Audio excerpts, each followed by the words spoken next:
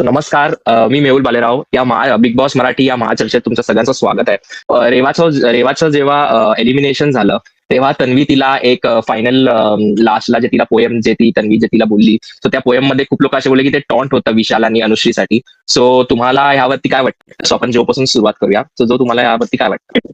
Hello. तो जो मुद्दा होता ना, जो तिने काढला तिथे कवितेमार्फत तिने ते सांगितलं की ते खोटारडे आणि धक्काबुक्की करणारे लोक इथे राहिले आणि जे चांगले खेळले आणि ते बाहेर गेलेत असं. म्हणजे रेवा करेक्ट. सो तिथे मला असं कुठेच वाटत नाही की ती चुकीचं बोलली असतं. बिकॉज बघा, जेव्हा तिकीट टू फिनाले जेव्हा मिळालं तिला, तिथून आपण सुरुवात करूया. तिथून तिला म्हणजे साधं तिचं कोणी हे पण नाही केलं की अप्रिशिएट पण केलं नाही तिला की तिला तिकीट टू फिनाले. जसं तिला तिकीट टू फिनाले मिळालं, ह्या लोकांनी तिच्याबद्दल वाईटच बोलायला सुरुवात केली आणि फक्त टोळीची टीमच नाही, काटा सुद्धा तिच्या अगेन्स्टच बोलत होतं आणि तिला कुठेतरी ते फील होत होतं आणि तिला माहित पण होतं की हे लोक माझ्या विरोधात बोलतायत. म्हणजे दीपाली सुद्धा तिला कुठले कुठले जुने पुराणे मुद्दे घेऊन बोलत होती. परत राकेश दादा सुद्धा तिला बोलत होता आणि अनुश्री आणि विशालला पण आपण पाहिलं की ते मागूनच बोलतायत. सो ती निगेटिव्हिटी आहे ना, ती तिच्या अराउंड होती पूर्ण 8 दिवस. ओके. आणि त्याच्यानंतर मग काय झालं, हा जो टास्क आला, जो लास्ट शेवटचा टास्क होता ज्याच्यामध्ये इलिमिनेशन होणार होतं आणि त्याच्यामध्ये रेवा इलिमिनेट झाली, राईट.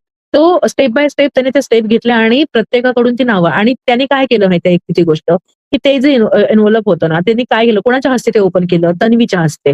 कुणासाठी? विशालसाठी, जो तो डे वन पासून ती म्हणतेय की तो माझा दुश्मन आहे आणि त्याचं नाव तुम्ही तिच्या थ्रू डिक्लेअर केलं. कुठेतरी ते म्हणजे कोणी इट्स असे I am a human being, right. So एक माणूस म्हणून मला कुठेतरी ते लागणारच कुठे ना कुठे, अरे माझ्या दुश्मनाचं नाव. एकतर पूर्ण होल वीक ती निगेटिव्हिटी मधून जाते, परत तिच्या तोंडूनच तुम्ही त्याचं नाव करून हे घेताय, तर ते कुठेतरी तिला ते होतं, म्हणजे ते फ्रस्ट्रेशन येतं आणि it's a human nature.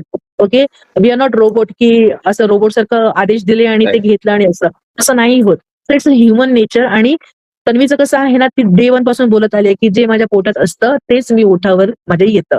So तिला जे वाटलं ते तिथे ती व्यक्त झाली. ओके. आणि 3 महिने आपण हेच पाहिलंय की ती कधीच कुठली गोष्ट तिथे ती सिंपती पण घेऊ शकली असती, बरोबर ना. रेवा गेली तेव्हा ती रडली असती, ड्रामा केला असता की माझी मैत्रिणी जातीये किंवा काही, पण नाही. तिथे सुद्धा तिने तिची रिअल पर्सनॅलिटीज दाखवली, तिने छान कविता केली आणि त्यातूनच तिला जो राग व्यक्त करायचा होता तो एका ओळीमध्ये घेतला. त्या ओळीचा बाऊ करावा असं मला कुठेच वाटत नाही. सो ह्युमन नेचर की तुम्ही 8 दिवस पूर्ण निगेटिव्हिटी मधून जाताय, तर ते कुठे ना कुठेतरी आपल्याला लागतं आपल्या मनाला आणि तेच ते तिच्या तोंडून निघालं. सो त्याच्यामध्ये इतकं वाहू करण्याची गरज नाहीये, कारण ज्यांच्याबद्दल ती बोलली त्यांनी 90 दिवस तेच तर केलेलं आहे. आपण पाहिलंय ना, म्हणजे धक्काबुक्की पाहिलीये, खोटेपणा पाहिलीये हो. आणि तिच्या अगेन्स्ट पण ते लोक बोलताना पाहिले, तिला खाली पडण्याचा प्रयत्न करतायत ते. आणि तिकीट टू फिनाले मिळाल्याच्या आधीपर्यंत त्या लोकांना ती स्ट्रॉंग प्लेअर वाटत होती आणि अचानक म्हणजे ऑल ऑफ सडन ती त्यांना फेक वाटतेय आणि हे ते जे नरेटिव्ह आहे ते सेट करण्याचा प्रयत्न करतायत आणि ते प्रेक्षकांना भडकवण्याचा प्रयत्न करतायत. ते सरळ सरळ दिसतंय, आपल्याला दिसतंय आणि ती तिथे 24 आवर्स बसलेली आहे त्यांच्यासोबत.